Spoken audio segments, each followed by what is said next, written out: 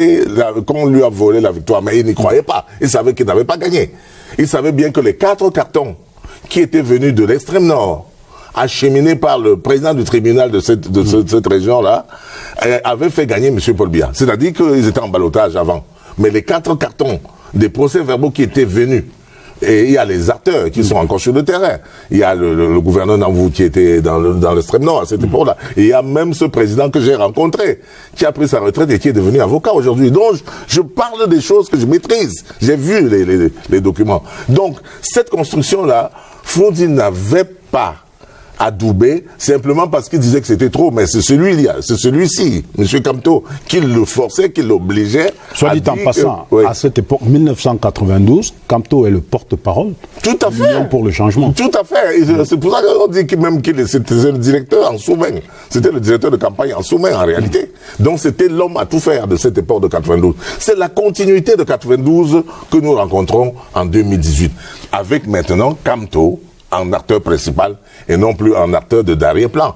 Et vous savez bien qu'à l'époque, on avait parlé du complot anglo-bami, parce qu'effectivement, ces gens-là qui utilisent la tribu Bamileke pour vouloir accéder au pouvoir sans passer par les urnes, se sont alliés aux candidats de l'heure, qui était Monsieur Frondi. Pour l'amener, c'était pas par amour pour lui, pour ses beaux yeux, non. C'était pour, n'est-ce pas, parachever les plans qu'ils ont d'accéder au pouvoir. Maître Jean de Dieu Momo, on va dire que vous êtes le président national du PADEC, vous l'avez dit vous-même, vous êtes avocat. Tout à fait. En passant, vous êtes ministre de la Justice, enfin, ministre délégué. Accessoirement. Auprès du ministre d'État, garde des Sceaux. Vous ne parlez pas comme membre du gouvernement. Voilà. Aujourd'hui, nous évoquerons donc toute cette actualité politique avec vous, l'actualité de ces derniers jours. Nous parlerons également de l'histoire en tant que tel, de comment est-ce qu'on en est arrivé à ce que nous avons vécu ces dernières semaines ici au Cameroun et à l'étranger. Dans la même foulée, nous aurons en sons et images de cette semaine les suites du saccage de nos ambassades à Paris et Berlin, ainsi que des marches non autorisées de Douala et Yaoundé, la semaine nationale du bilinguisme, dans un contexte qui replace l'anglais et le français au cœur des enjeux du vivre ensemble camerounais. Madame, Messieurs, merci de votre fidélité à Actualité Hebdo. Notre invité, Maître Jean de Dieu Momo, nous parlons des violences de ces derniers jours et de leurs conséquences. À tout de suite.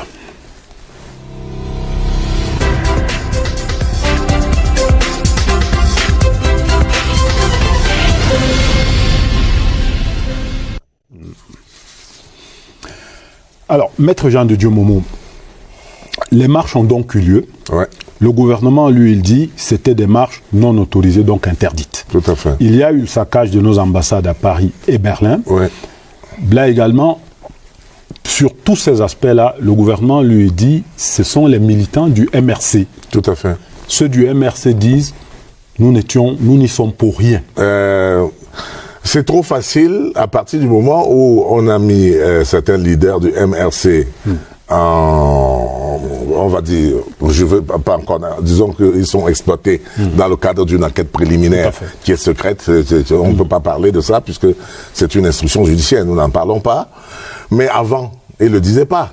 Et puis, de toutes les façons, ceux qui l'ont fait ont bien dit qu'ils agissent pour remplacer le président fantoche par le président élu. Et ils ont déchiré les photos du président de la République et ils ont placé les photos de leur président. On est d'accord. Donc après, on ne peut pas maintenant, parce qu'on a arrêté quelques suspects, et commencer à faire un rétropédalage. Avant qu'on ne mette ces gens en arrestation, je crois que tout le monde était d'accord que c'était les militants du MRC. Bon, donc, je peux comprendre qu'ils commencent à faire ce rétropédalage dans une tentative de se défendre. C'est normal. On ne peut pas s'auto-accuser, d'accord? C'est légitime qu'ils se défendent. Mais, je pense quand même que nous devons remarquer que le Rubicon a été franchi. Parce que Kamto, lui, il sait qu'il n'a pas gagné. J'ai discuté avec des gens de son entourage. J'ai des gens qui disent que ils n'ont pas gagné. Ils sont passés deuxième, mais ils reprochent au président Paul Biya son pourcentage. Ils disent qu'il n'a pas eu 70%. Qu'il a gagné, mais il n'a pas 70%. Je dis, mais alors, même s'il a gagné avec 51%, il a toujours gagné. Donc ce n'est pas parce qu'il a gagné avec 51% et que vous dites qu'il a gagné avec... Mais quelle est la logique qu'il y a derrière cette affaire de victoire volée ou de hold-up électoral? C'est quoi la logique? La logique, et je leur ai dit, ils ne comprennent pas. Ces leaders qui veulent utiliser une partie du peuple bamileke. Ce n'est pas tous les bamileke, s'il vous plaît. C'est une partie de la jeunesse bamileke qu'on trompe et qu'on utilise depuis 60 pour dire que vous êtes trop nombreux, vous êtes marginalisés et il faut prendre le pouvoir pour vous servir. Il faut prendre le pouvoir parce que le pouvoir est boulou. C'est ce que M. Kamto a dit clairement au Conseil constitutionnel. Il a dit que s'il y a un concours pour passer être boulou. Donc, subtilement, il utilise son intelligence pour tromper cette jeunesse-là. Et moi, en réalité, ça se passe comment? L'élection présidentielle s'est déroulée entre M. Kamto et moi. Deux visions de deux bamileke. Moi, j'ai une vision républicaine, il a une vision de Macky Sall, une vision de terroriste, c'est-à-dire une vision de la violence, de la prise de pouvoir par la violence. Et moi, j'ai la vision républicaine, qui consiste à dire, mes frères bamileke, ne vous laissez pas tromper par ce monsieur-là. Il cherche sa place à la présidence et il vous utilise. Il n'est pas capable, n'est-ce pas, d'arriver au pouvoir tout seul sans vous utiliser. Parce qu'en réalité, de quoi il s'agit, M. Ibrahim Chérif? Ce monsieur explique à la jeunesse bamileke qu'elle est marginalisée et que le pouvoir boulou ne nomme que les boulous. On ne nomme pas les bamileke. Et dans les concours administratifs, si le bamileke a 15 de moyenne, on prend le boulou, et on va dire ça comme ça, qui a 8 de moyenne. Et que l'équilibre régional tel que prôné par les lois, n'est-ce pas, de 82 et ses modifications suivantes, n'est pas respecté. Et c'est pour ça que il dit donc à ces jeunes gens bamileke qu'il faut prendre le pouvoir pour instaurer la méritocratie. Et donc je leur réponds que c'est bien beau, mais si vous prenez le pouvoir, d'abord ils prennent le pouvoir, ils ne donnent plus à personne, et confisquent le pouvoir, et ils installent la méritocratie. Je dis c'est joli. Mais si vous installez la méritocratie, ça veut dire que tous les juges seront bamileke, tous les militaires seront bamileke. Comme vous êtes plus intelligents, vous proclamez être plus intelligent. Tout le monde sera, tous ceux qui gouvernent seront donc des bamileke. Et les autres vont se sentir esclaves. Et donc, il n'y a pas meilleur moyen d'unir tout le monde contre vous. En tenant ce langage-là, vous êtes en train de dire que les autres sont bêtes, qu'ils sont pauvres, qu'ils sont paresseux, qu'ils ne travaillent pas. Et donc, du coup, vous voulez les mettre au travail et les mettre en esclavage. Conclusion, il n'y a pas meilleure façon d'attirer toute la haine de toutes les autres tribus contre vous. Il faut le dire clairement. Oui. Pour vous, Maître Momo, oui, y a-t-il un problème bamileke? Il n'y a pas de problème bamileke. J'essaie d'expliquer à mes frères que quand vous dites qu'on ne respecte, vos enfants ont 15 de moins, c'est vrai. Mais je dis, revendiquons, je veux dire ça puisque je suis bamileke, un pourcentage plus élevé, puisque c'est 13% dans les concours administratifs, dans les recrutements administratifs. Les bamileke ont 13%. Je dis, donc, revendiquons le changement de cette loi, puisque nous sommes plus nombreux, qu'on vote à 15%, voire 20%, pour prendre un peu plus chez nous. Et au lieu de dire que vous allez revendiquer la méritocratie, je prends un exemple. Dans chaque concours administratif qu'on fait, si on demande 100 places, il y a 5000 bamileke qui vont introduire le dossier. Donc même si on prend tous les 100 places, il y aura quand même 4900 bamileke qui seront fâchés, qui seront mécontents. Vous comprenez? Et c'est un problème. C'est un problème. Donc c'est un problème dont les autorités publiques sont au courant et cherchent les moyens de résoudre. Ce n'est pas qu'on déteste les bamileke, c'est parce que vous êtes trop nombreux, vous êtes polygames, moi je suis polygame, on fait beaucoup d'enfants, vous êtes intelligents, ça c'est vrai, vous êtes entrepreneur, ça c'est très vrai, vous vous débrouillez, vous êtes des débrouillards, ça c'est vrai. Parce que l'espace géographique où vous êtes né, il est tout petit. Il est tout petit, il est ingrat, c'est dans les collines, c'est dans les collines de l'Ouest. Donc, ça oblige les gens à beaucoup travailler pour manger, ça oblige les gens à fuir même, c'est-à-dire à faire l'exode rural pour aller chercher les terres plus fertiles ailleurs. Oui, c'est naturel, d'accord? Ils ont créé des espaces géographiques artificiels À Douala 5e, ce sont les Bamileke qui habitent là-bas. À Douala 3e, à Douala 4e, ce sont les Bamileke qui habitent là-bas. À Yaoundé 6e, Biemassi, Mendon, etc., ce sont les Bamileke. C'est-à-dire que c'est un prolongement artificiel de leur territoire parce que leur territoire étant petit et ingrat. Donc maintenant, il faut dire les choses comme elles sont. Vous dites que vous souffrez. Malheureusement, quel est le regard que l'autre a sur vous? Ils voient que vous êtes venu chez eux, on va dire ça entre guillemets, que vous êtes venu à Douala, à Yaoundé et dans toutes les villes, et que quand on regarde les livres fonciers, vous êtes propriétaire de plus de la moitié des terres, n'est-ce pas, des terres dans le livre foncier. Vous ne pouvez pas dire que vous êtes isolé, alors que même dans les marécages, vos prolétaires ont été transformés en propriétaires. Vous êtes des bailleurs à Yaoundé, vous êtes des bailleurs à Douala, vous êtes des bailleurs dans les marécages. Ce discours que vous tenez, oui. On peut vous écouter comme cela à l'Ouest? J'aimerais bien qu'ils m'écoutent parce que je dis à mes frères, soyons moins gourmands. Parce que les autres pensent que nous sommes trop gourmands. Nous sommes des brouillards. Et les autres ne le sont pas. Est-ce que vous pensez aux gens de l'Est? Est-ce que vous pensez aux autres du Sud? Est-ce que vous avez vu leur maison? Est-ce que vous avez vu les routes qui mènent chez eux? Il ne faut pas simplement penser à nous. Je suis d'accord que nous sommes nombreux. Je suis d'accord que nous sommes entrepreneurs. Mais il faut arrêter de croire que l'État doit employer tous les Bamileke. Continuons.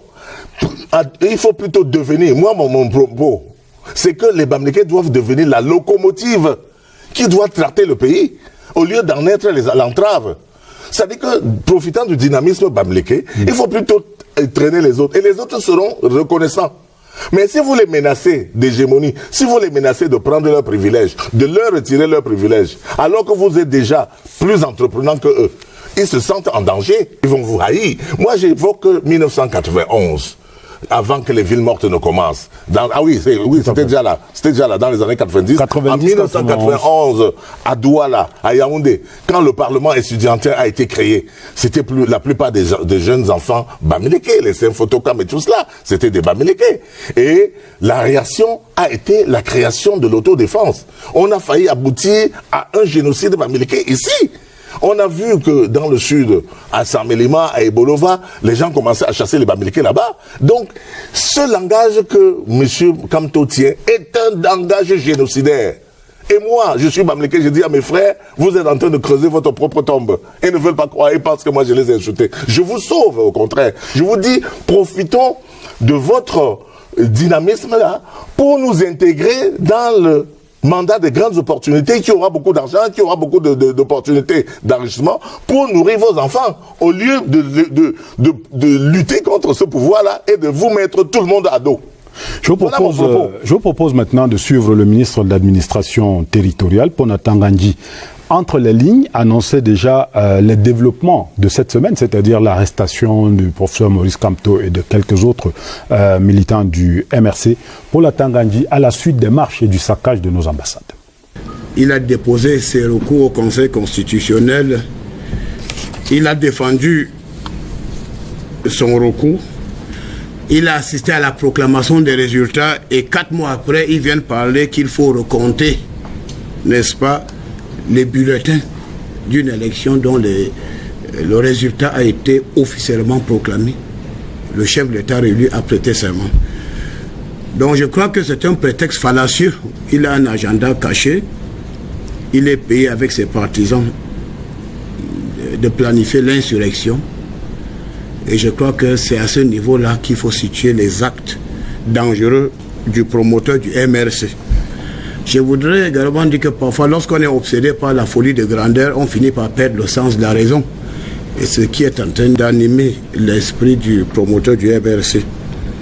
Je voudrais également dire que lui, qui passe pour un tireur de pénalty, il y a une confusion dans sa tête entre le Cameroun et un terrain de football. Et je crois qu'il doit cesser d'entretenir cette confusion pour la simple raison qu'on peut marquer un pénalty et perdre un match par 7 buts à 1. Et c'est ce qui lui est arrivé. Je voudrais également rappeler que le ministre de l'administration territoriale est l'autorité qui accorde l'agrément aux partis politiques. Et ces agréments ou autorisations sont accordés sur la base des lois et règlements de la République. Autrement dit, le MINAT et les partis politiques sont liés par un contrat qui doit être respecté. C'est une précision très importante. Si le responsable d'un parti politique décide de défier systématiquement l'autorité de l'État en organisant des manifestations illégales, parfois dangereuses et susceptibles de perturber l'ordre public, le ministre de l'administration territoriale est en droit de prendre certaines mesures conservatoires, l'interdiction provisoire de ce parti politique. Et si jamais les indices concordants de perturbation de l'ordre public sont établis contre ce promoteur, son parti politique peut définitivement être interdit sur l'étendue du territoire national. Les actes de provocation perpétrés par le MRC et ses militants aujourd'hui à Douala, à Yaoundé, à Bafoussam et à Paris sont des faits d'une extrême gravité. Je dirais même que le MRC a franchi la ligne rouge. C'était là le ministre Paul Latanga-Ndji de l'administration territoriale qui parlait donc des manifestations de Douala, Yaoundé, Bafoussam, Bouddha et également des saccages de nos ambassades à Paris et à Berlin, menaçant donc justement les responsables du parti MRC. Maître Jean de Dieu Momo, alors les observateurs internationaux, notamment en France et puis dans d'autres pays, qui parlent à propos de ces marches non autorisées et peut-être même du saccage de nos ambassades, de ce que la réaction ou les réactions du gouvernement, que cette réaction-là a été disproportionnée. Oui, c'est ça qui est étonnant souvent, hein, ce qu'on appelle les amis internationaux dans notre coopération. Oui, j'ai entendu, j'ai lu le communiqué d'Amnesty International, que c'est disproportionné, mais par rapport à quoi? Est-ce qu'on a déjà vu dans le monde des populations d'un pays aller saccager leur propre ambassade? Franchement, je pense quand même qu'on a franchi le Rubicon. Et c'est là où je dis à mes frères Bamileke, il faut arrêter. Vous êtes en train de vous faire haïr. L'histoire bégaye. On raconte que en Allemagne, il y avait un peuple qui était très riche, qui avait tous les leviers économiques. C'était, n'est-ce pas, les Juifs. Et qu'ils étaient d'une arrogance. Moi, je dis, on raconte, c'est le bruit, je rapporte. Hein, et ils étaient d'une arrogance tel que le peuple allemand se sentait un peu frustré. Puis un jour est venu au pouvoir un certain Hitler, qui a mis, n'est-ce pas, ces populations-là dans les chambres à gaz. Donc je pense qu'il faut quand même que les gens qui sont instruits, comme M. Kamto, puissent savoir où ils amènent leur peuple. Moi, quand on est leader, on conduit le peuple vers là où il n'y a pas le danger. Il ne faut pas le conduire vers là où il y a le danger. Qui seraient les perdants ici au Cameroun si on devait tout saccager, comme ils ont saccagé l'ambassade là? Si les gens de la majorité présidentielle répondent par la même brutalité, qui va perdre? Je vous ai expliqué que nous nous vantons que c'est nous qui possédons Djega Palace, c'est nous qui possédons c'est nous qui possédons les richesses du Cameroun. Qui est perdant? Je vais vous raconter une histoire. En 91, moi j'habitais à Biémassila. Et quand l'affrontement parlementaire autour de France nous a mis en danger, nous qui n'étions pas partis à cette histoire, moi j'habitais là avec ma famille, j'ai dû m'exiler pour aller m'installer à Douala. Je connais quelqu'un, M. Ngeti, qui était à Ngesi, je pense, qui était à Ebolova avec nous à l'époque. C'était un grand propriétaire, il avait un immeuble, il avait une boulangerie, un gars hyper riche, il est vivant. Il a fui, il a abandonné tous ses biens à Ebolova et il est parti s'installer au marché Congo. Je crois que c'est par la suite qu'on a dû vendre son immeuble pour lui rapporter de l'argent. Donc, les gens qui conduisent ce peuple dans la guerre, dans la violence. Moi, j'ai entendu des gens qui sont les soutiens de M. Kamto du MRC qui dit « Bamileke prenez les armes contre les boulous ». Mais c'est de la folie furieuse. J'ai dû rappeler, et je rappelle encore ici, que c'est une illusion de croire que le Bamileke, ils sont tellement nombreux qu'ils peuvent à eux seuls gagner une élection. D'après les textes, ils sont 15,3% de la population. Il faut composer. Aucune tribu au Cameroun ne peut prendre le pouvoir seul. sans composer avec les autres. Ça nous ramène à ce qu'on appelle le vivre ensemble. Le vivre ensemble signifie donc et tout le monde ait sa place. Qui, mieux que le Bamileke, est plus introduit dans ce pays? Dans toutes les villes, il y a un quartier Bamileke et un quartier Aoussa. Vous voyez les gens qui sont les plus introduits. Et maintenant, ils sont même passés à l'étape supérieure. Il y a maintenant le quartier Baganté, le quartier Bafoussam, le quartier Baham. Et donc, vraiment, il faut dire que nous sommes intégrés partout. Est-ce qu'on peut imaginer qu'il y ait un quartier Boulou à Tchang, un quartier Boulou à Baham, un quartier Betty à Baganté? Jamais. Et puis, même ce micro-tribalisme-là, il sévit déjà dans notre pays Bamileke. Les Tchang vont appeler les Foussap, les Bafoussam, les Ngana, en disant que Kwadjab Dia, quand ils sont trop chiches. Ils ont la main en raccourci qu'ils veulent vendre, get the thing, get that thing. C'est-à-dire, si je ne vends pas aujourd'hui, je vendrai demain. Donc, Kwadjab Dia pose à la maison, je vais vendre demain. Les Tchang disaient ça des Bafoussam. Et les autres Bafoussam disaient des Tchang que sont les Tchankuna. Ils sont trop sales comme les porcs. Donc, ok, les Bouddhas pareil. Ça, c'est à l'intérieur. À l'intérieur même des pays Bamileke. On dit des Baham chez Kamto qu'ils ont 5 poches.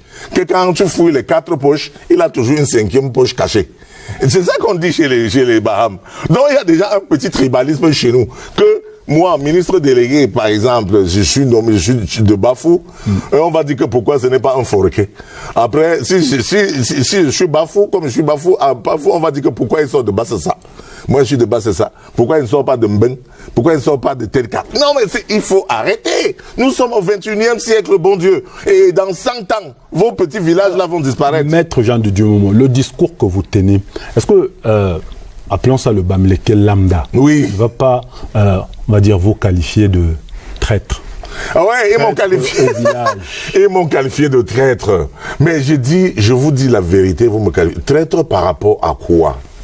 Je suis en train de vous dire que le Cameroun est trop vaste pour qu'on se bagarre. Et il est même encore non peuplé au 21e siècle. Il y a des espaces partout. Alors, quand vous allez m'appeler traître là, la question est simple.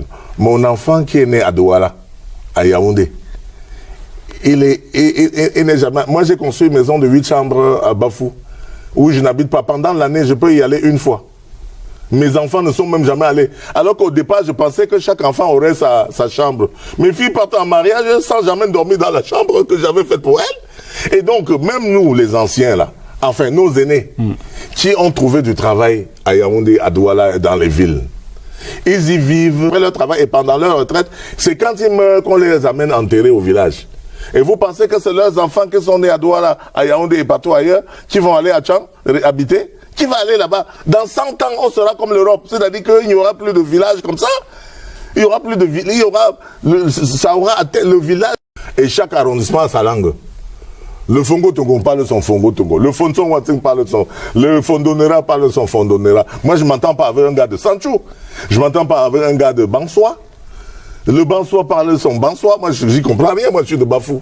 Oh, on est dans le même arrondissement. Donc, il faut arrêter avec ça. Et donc, du coup, ailleurs, on va penser que les Bamileke, c'est un bloc homogène et ils se comportent en ville comme s'ils étaient effectivement un bloc homogène. Et ça revient à interroger quoi? Les communautés ethnologiques, c'est-à-dire les communautés tribales, qui font face aujourd'hui à ce qu'on appelle les communautés, n'est-ce pas, de goût commun. Les communautés ethnologiques, c'est les tribus qui font ce qu'on est en train de faire en ce moment-là. C'est-à-dire qu'ils peuvent créer un danger permanent dans l'État, qui peut conduire à la déstabilisation d'un État, qui peut conduire même y compris au génocide d'une des communautés. C'est ça le conflit communauté ethnologue. Mais il y en a une communauté de goût commun qui est constituée de groupements professionnels, comme on a vu au nord-ouest et au sud-ouest. Les avocats, les enseignants. Ça conduit à quoi? À ce qu'on a vu là, à la crise, n'est-ce pas, dans le nord-ouest, c'est-à-dire à la guerre.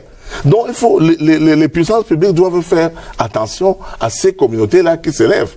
Et au 21e siècle, la communauté de goût commun prend de plus en plus la place. On voit en France, ce n'est pas une communauté ethnologique. Les gilets jaunes, là, c'est des communautés, n'est-ce pas, de goût commun. Vous voyez les magistrats qui vont se mettre ensemble, ils font leur syndicat, les journalistes. Ah, si vous touchez à un journaliste, et on ne cherche pas à savoir si Mimi Momofo est bamileke, francophone ou anglophone. On a vu ça ces jours-ci. Vous avez vu ça, c'est pour ça que je prends son exemple. C'est une communauté de goût commun. Tous les journalistes se sentiront concernés. Vous touchez un avocat qui s'est retrouvé dans une marche dans la rue, et c'est tous les avocats qui se sentent concernés. Donc, il y a des règles qu'il faut respecter, il y a des règles qu'il faut prendre. L'autorité publique doit pouvoir prendre ces questions-là à bras le corps et chercher, n'est-ce pas, les moyens de les résoudre et de prévenir. Nous allons parler de cette responsabilité justement des pouvoirs publics tout à l'heure, Maître Jean de Dieu, Momo. Mais avant cela, nous allons faire un tour du côté de nos machines pour parler de la semaine politique telle que nous l'avons vécue dans nos rédactions ici. Maurice Kamto aux arrêts, le premier conseil de cabinet pour le gouvernement John Gouté. Voici la semaine politique développée par Serge Atangnabiso. Par cette cloison vitrée étoilée, par ces sentiers sacrés de l'ambassade du Cameroun en France, violés, saccagés, l'imagination des compatriotes doit s'arrêter de se balader. La ligne rouge, elle est là, celle franchie par les brigades enragées d'il y a une semaine. Le chiffre n'est pas consolidé, mais ils étaient plusieurs dizaines. Rue d'Auteuil pour mettre à sac, vandaliser, subtiliser même documents privés et publics, notes confidentielles et argent. Vandalisme à Paris, arrestation à Douala et convoi à Yaoundé par la suite. À ce qui cherche le lien entre les deux, une réponse claire du gouvernement par la voix du ministre de la Communication. Le parti politique dénommé Mouvement pour la Renaissance du Cameroun, en abrégé MRC, a planifié une série de manifestations publiques non autorisées, dites marches blanches, à travers le territoire national, ainsi que dans certains pays étrangers. Par l'organisation de ces manifestations, le MRC entendait, comme à l'accoutumée, inciter nos compatriotes de l'intérieur du pays et de la diaspora à braver l'ordre républicain par des mots d'ordre de rébellion et d'insurrection vis-à-vis des institutions légales et légitimes. C'est donc ça. Ils ont profané la maison commune en acte d'obéissance au mot d'ordre lancé au Cameroun pour une marche blanche samedi 26 janvier 2018. La marche, dont la demande d'autorisation avait été rejetée toutefois par des édiles administratifs compétents, était organisée par le MRC. C'est sur la tête du mouvement pour la renaissance du Cameroun que s'est donc abattue par la suite la force et l'expérience de la loi. Kamto Maurice, le boss, Zongang Albert, Jamen Célestin, Pendaï Koka Christian, King et Paul Eric, Foguet et Dom Alain les lieutenants ont tous été mis aux arrêts lundi. Matière grise présumée, des hordes déchaînées. Les charges jusqu'ici retenues sont 4. Insurrection, hostilité contre la patrie, rébellion de groupe et trouble à l'ordre public. Ils sont présumés avoir semé le vent. Une vague, un cyclone, que dit la météo, qui sème le vent, récolte le tempo. On récolte la tempête jusqu'à l'amitié France-Cameroun. Au 237, on protège les diplomates. Les ambassades sont des quasi-fornox. C'est du respect à la Convention de Vienne 1961, article 22 alinéa 2. Il fallait le redire peut-être. Face à des événements exceptionnels, il y avait déjà des mesures particulières qui avaient été prises de renforcement de la sécurité, mais la situation, au moins pour l'instant, exige de passer encore à une étape supplémentaire. D'un cabinet à l'autre, la grisaille du début de semaine s'est estompée vers la fin. La rentrée des classes, jeudi si on peut dire, pour le gouvernement John Gouté. Cours d'économie avec l'argentier de service et des nouvelles pas bonnes. Nous importons beaucoup et nous creusons notre balance commerciale, la balance de paiement, que ce soit des biens mais également des services. Et nous avons un déficit qui va atteindre les 800 milliards. Leçon de commerce avec Luc Magloire Mbargatangana.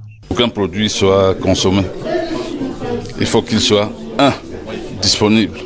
Ça, c'est la première des conditions, le premier préalable. Mais la disponibilité n'est pas suffisante. Il faut encore qu'il soit accessible. Et enfin, il faut qu'il soit attractif en termes de compétitivité. Une semaine s'achève, des devoirs à faire certainement pour ces personnalités d'ores et déjà et plus que jamais au taquet. Retour sur ce plateau avec notre invité, Maître Jean de Dieu Momo. Alors, nous revenons au cœur de notre débat de ce soir. Oui. Alors, la question Bamileke, si on peut s'exprimer ainsi. Oui. Vous dites, cela n'existe pas. Il y a donc maintenant ce qu'on pourrait appeler également la responsabilité des gouvernants. Tout à fait. Ce qui s'est passé le week-end dernier, les marches, les casses et autres, c'est un peu la conséquence d'un certain discours également. Oui, tout à fait.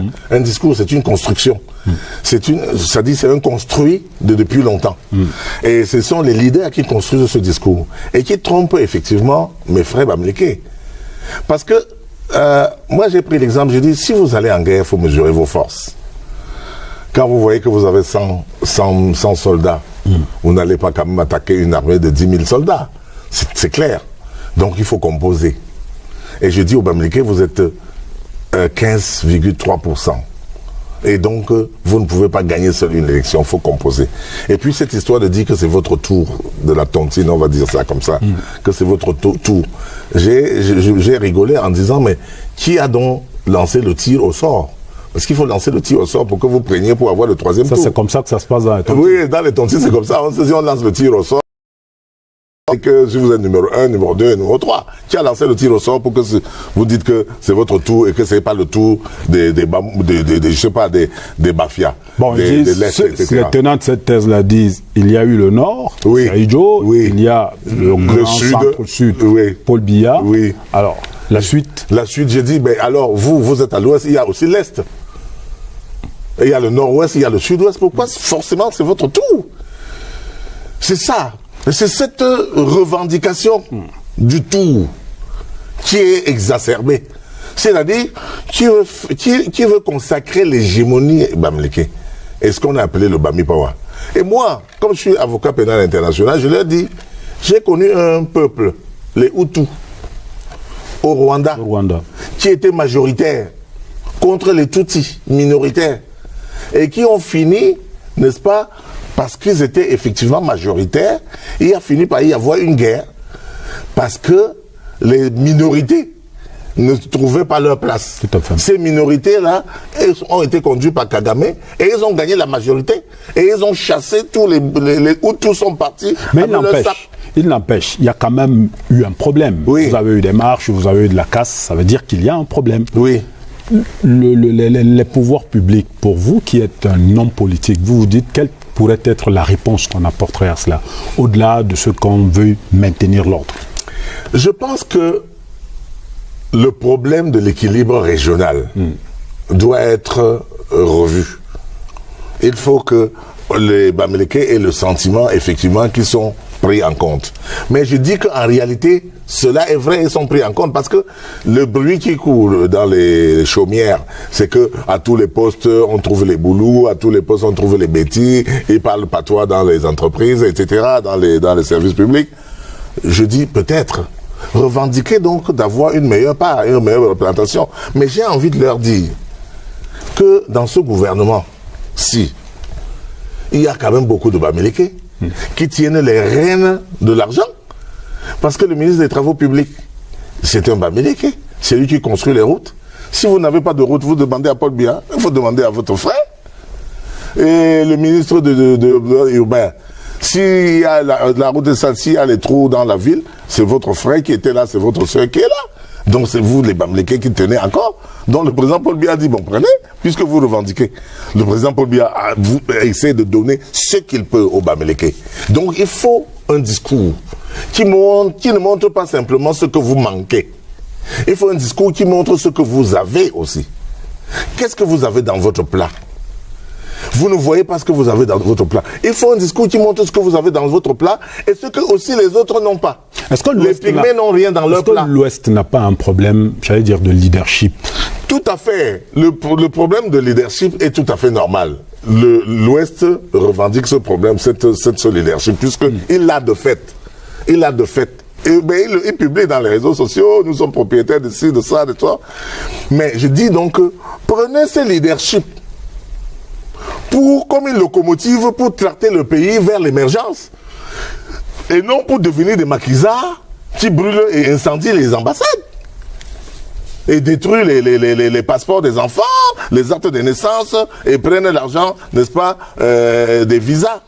Non! Alors, Maître Jean, il faut un discours différent. On dit également, ça c'est de vous, que vous seriez, on va dire, plus RDPC que les militants du RDPC. C'est-à-dire que vous tenez un discours, on ne serait pas surpris, qui vient d'un ultra du parti au pouvoir. Oui. Bon, vous êtes de la majorité présidentielle, c'est normal. Ouais, bon, je n'étais pas de la majorité présidentielle, mais ce que, en fait, j'ai découvert que les réalisations du président Paul Biya ne sont pas connues du grand public. Si on connaît la moitié de ce qu'il fait, oui, on tiendra le discours que je tiens. Si on sait, je veux dire, je vous prends un exemple. Quand j'ai parlé pendant la campagne des accords, on va dire coloniaux, qui n'ont pas été reconduits, la conséquence, c'est que le pays peut diversifier sa coopération avec la Chine et on voit les résultats. Et on a entendu le président le dire récemment lors de les vœux avec les ambassadeurs. Il a dit que le Cameroun était ouvert à tout le monde. Exactement. Ce qui n'était pas le cas avant. Quand nous étions embrigadés dans ces accords-là. Les accords, c'est des contrats. Un contrat vous lie. Oh, c'était un contrat qui nous liait pendant 50 ans. Dans les années 80, il le disait déjà, le Cameroun est la chasse gardée de personnes. Mais on lui avait rappelé que contractuellement, nous sommes liés. Hein? Vous vous souvenez? Il avait dit ça, mais il avait les bras encore liés. Et donc, c'est à partir du 26 décembre 2009. Et donc, on va dire, à partir du 1er janvier 2010, qu'il a eu les mains libres quand il a commencé à parler de grandes ambitions, n'est-ce pas? Donc, il avait les mains libres à partir des grandes ambitions, les grandes réalisations, et maintenant, nous sommes dans les grandes opportunités. Ce ne sont pas des 20 mots. C'est ouvert à tout le monde. C'est ouvert à tout le monde. Et c'est ça que je dis à mes frères bamileke, que vous avez donc une opportunité de transformer vos prolétaires en propriétaires, pour paraphraser, n'est-ce pas, Victor Hugo, lorsqu'il s'est agi, n'est-ce pas, de coloniser l'Afrique. Mais je dis, en réalité, il y a tellement d'opportunités que moi, je ne comprends pas comment un Camerounais peut prendre l'avion pour aller en Europe. Vous quittez le paradis où il y a tout, l'or, le diamant, le pétrole. On n'a même pas encore foré un seul puits de pétrole. Paul Biya n'a pas foré un seul puits de pétrole depuis qu'il est là. Le seul puits de pétrole qu'on a foré, c'est celui qu'Aïdjo avait foré dans les années 112. Celui de Limbé. Mais tout le monde sait quand même que nous sommes un scandale géologique, qu'on a plusieurs puits. Qu'est-ce que ça coûtait au président Paul Biya de forer un puits de pétrole? Mais il a dit que les prix, le coût sur le marché international ne me permet pas de brader. Ce n'est pas mon pétrole, c'est le pétrole des Camerounais.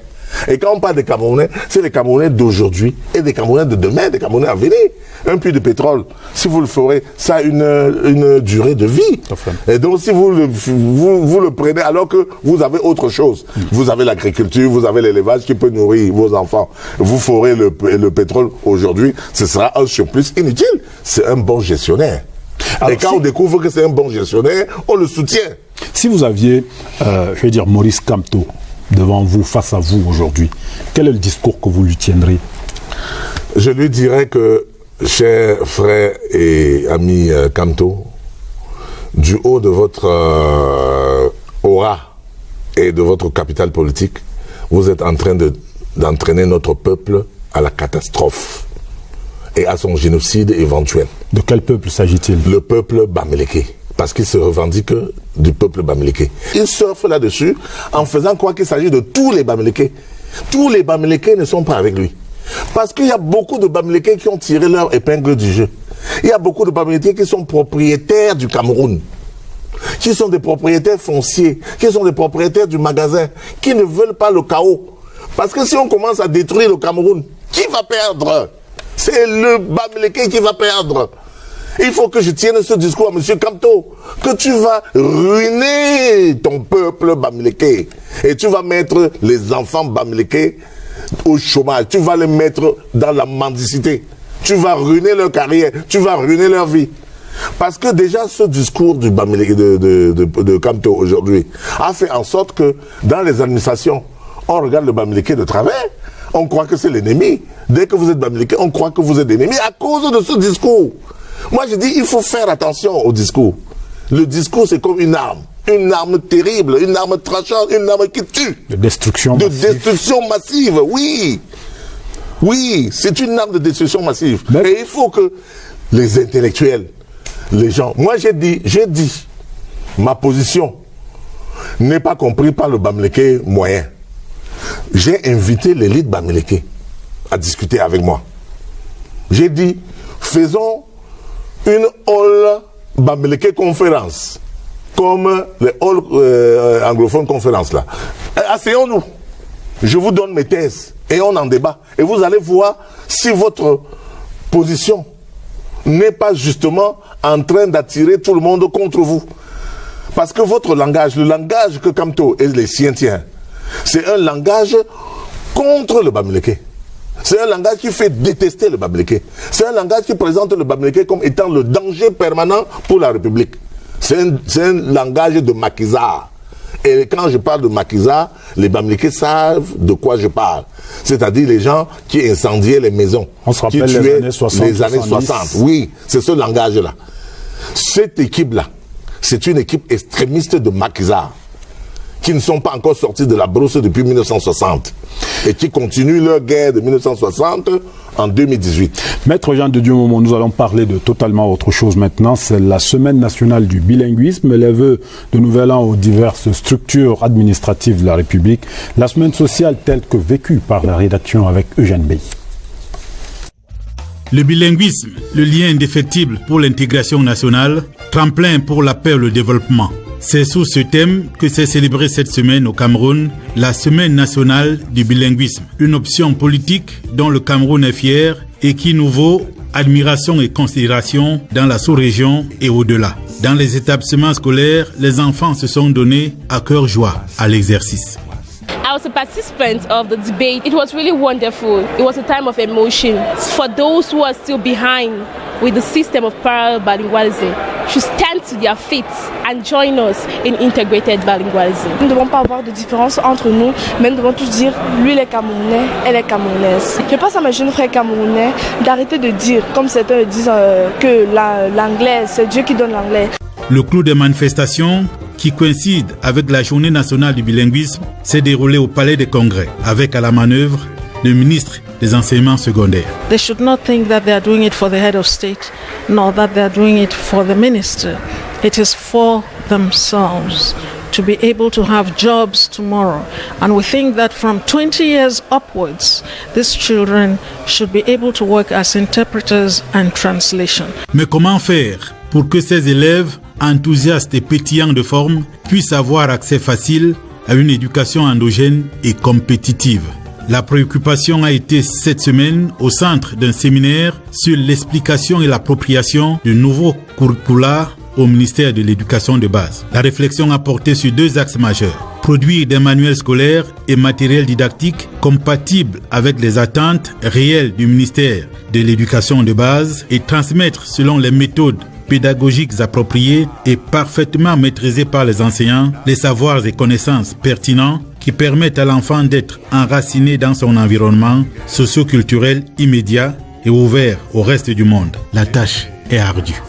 Nous avons pensé que le ministère de l'Éducation de base rencontre les différents auteurs et éditeurs à l'effet de voir quel est le format des livres qu'il faut rédiger, quel est le contenu et quelles sont les modalités d'évaluation des apprentissages.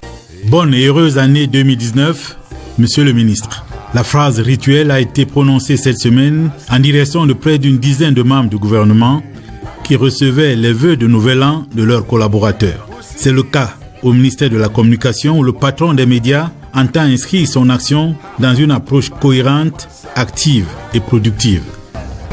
Le chef de l'État donner une indication de l'approche du traitement des faits d'actualité par la presse nationale. Lors du conseil ministériel rappelé tantôt, il disait, je le cite, il est très important que les médias nationaux continuent de diffuser une information crédible et vérifiée. C'est dans cette veine que nous entendons, au cours de l'année qui commence, inscrire la communication gouvernementale. Au ministère de l'économie, Alamine Ousmane Meh se fixe pour ambition l'accélération de l'industrialisation, la réduction de la pauvreté et l'atteinte des objectifs du développement durable. Maître Jean de Dieu Momo, alors, c'est la saison des vœux, oui. Comme on dit.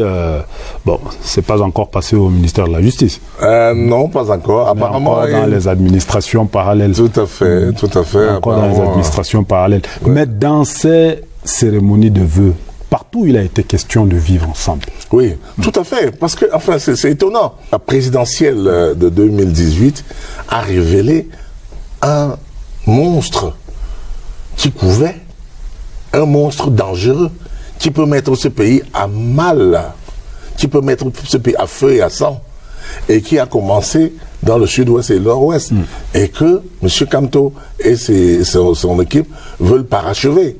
Ce n'est rien comparé à Boko Haram. Ce qui se passe est beaucoup plus dangereux que Boko Haram. Parce que monter les tribus contre les autres, comme il l'a fait en plein conseil constitutionnel, est excessivement grave. Et je pense que nous devons tous ensemble condamner ce genre, n'est-ce pas, d'entreprise criminelle.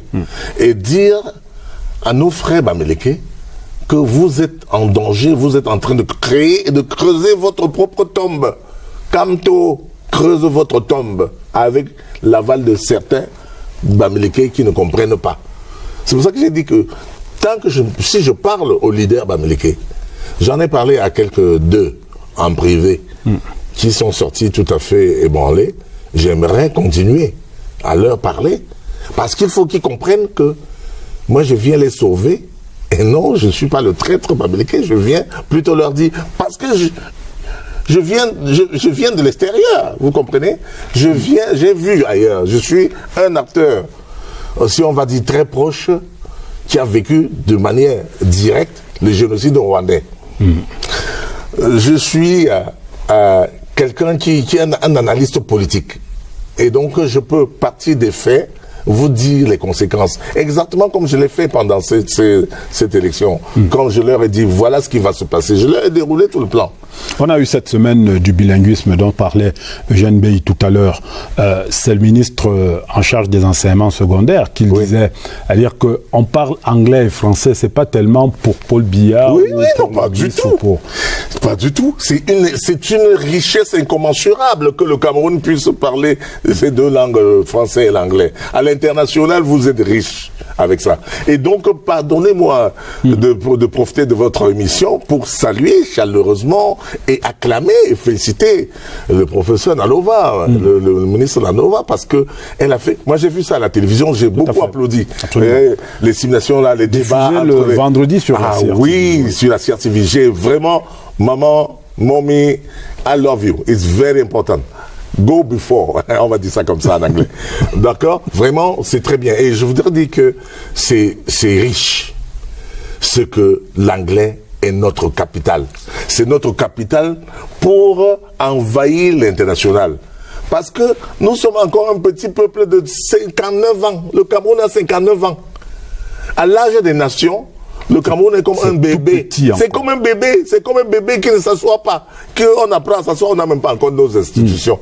On est encore en train de balbutier pour mettre la décentralisation. On venait de mettre le Conseil constitutionnel. On n'a même pas la Cour des comptes. On n'a pas ceci. Donc c'est un bébé. Oh, les gens qui veulent que qui nous reprochent de n'avoir pas construit la tour Eiffel à Yaoundé et la statue de la liberté à Douala. Moi, je leur dis, attendez, ça viendra dans 100 ans peut-être. Mais on y va progressivement. Quand on tient un pays comme le pays ici, que tient Paul Biya, le président Paul Biya, son excellent Paul Biya, je pense que c'est un panier d'œufs qu'on tient. Et donc, à tout moment, ça peut tomber. Ça peut tomber rien que par des ajustements tout à fait extraordinaires, tout à fait incompréhensibles de quelqu'un auquel on aurait pu donner le bon Dieu sans confession. Je parle de M. Kamto. Oui, on aurait pu, rien que avoir ses états de service, rien que son titre que je qualifierais aujourd'hui de ronflant par rapport aux actes qu'il a commis. On pourrait dire que, monsieur, vous êtes en train de mettre à mal notre vivre ensemble, à exacerber les tribus. Oh, je venais de vous faire la démonstration que déjà dans le pays bamileke, il y a encore ce micro-tribalisme. Et que même dans Bafou, il y a encore le micro-tribalisme. Enfin, est-ce qu'on peut même appeler ça tribalisme? Donc, c'est la résurgence des peuples anciens. C'est la résurgence de l'indigénat. Parce que si je dis ça, c'est un terme colonial. Mais c'est la résurgence des peuples primitifs. Vous comprenez? Ce refus de vivre ensemble est dans notre subconscient primitif que l'éducation n'a pas encore permis d'évacuer. Ce sont les primitifs qui vivent, qui agissent de cette manière-là, comme si on était dans l'état de nature. On est au 21e siècle, ouvrez vos yeux. On est au 21e siècle et on doit vivre, on est condamné à vivre ensemble ou à périr chacun de son côté. Et c'est clair, c'est aussi simple que ça. Comme nous ne périrons pas. Et comme nous ne périrons pas, on est obligé, contraint, forcé de vivre ensemble. Et ça commence par ne pas critiquer les autres. Ça commence par ne pas dire qu'on est supérieur aux autres. Ça commence par respecter les faibles. Les 5 doigts de la main ne sont pas égaux. Hein. Et même quand vous avez vos enfants, ils ne sont pas intelligents de la même façon. Il faut pouvoir tirer tout le monde. Il faut pouvoir. Donc les Bamileke, et en tout cas ceux des Bamileke qui pensent qu'ils sont supérieurs là, essayez de mettre votre supériorité là au service du Cameroun, au service du vivre ensemble pour traiter le Cameroun vers l'émergence. Ça, c'est ce que j'ai à dire. On va s'en tenir à cela. Maître Jean de Dieu Momo, le président du PADEC, le président national, le Parti des Patriotes démocrates pour le développement du Cameroun, avocat au barreau du Cameroun. Tout à fait. Et internationaliste également. Tout à fait. Et accessoirement, ministre délégué auprès du ministre d'État chargé de la justice, garde des Sceaux. Vous étiez l'invité d'Actualité Hebdo et merci de votre participation. Merci de votre disponibilité. Je vous en prie, monsieur le directeur, c'est moi. Madame, monsieur, Actualité Hebdo s'achève. Merci de votre aimable attention. Restez en compagnie des programmes de la CRTV. Bonsoir, à dimanche.